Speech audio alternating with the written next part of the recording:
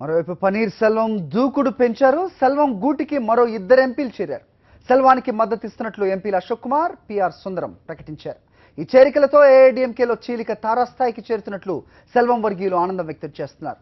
మరోవైపు ఇద్దరు ఎంపీల జంపుతో శశికళ వర్గంలో ఆందోళన కొనసాగుతోంది. దీనిపై లేటెస్ట్ అప్డేట్స్ మా కరెస్పాండెంట్ సంజయ్ అందిస్తారు. సంజయ్, చెప్పండి, ఇద్దరు ఏఐడీఎంకే ఎంపీలు సెల్వంకి మద్దతు ప్రకటించినట్టుగా తెలుస్తోంది. మరోవైపు శశికళ వర్గంలో ఎలాంటి వాతావరణం ప్రస్తుతం నెలకొంది? ఇక్కడ పన్నీర్ సెల్వంకి బలం పుంజుకుంటున్నట్టుగా తెలుస్తున్న వార్తలతో పోయస్ గార్డెన్ లో పరిస్థితి ఏంటి? అప్డేట్స్ చెప్పండి.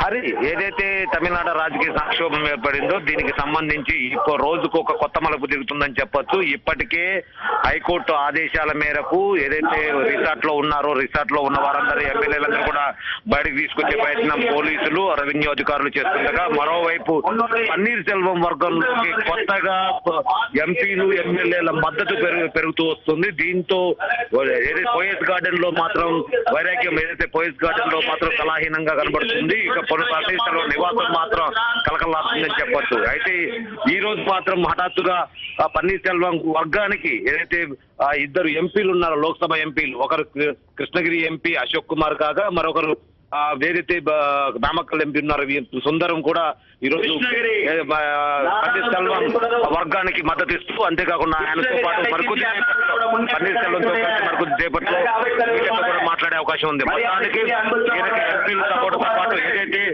రిసార్ట్ లో ఎమ్మెల్యేలు ఉన్నారో వారందరూ బయటకు వస్తాయి. తప్పనిసరిగా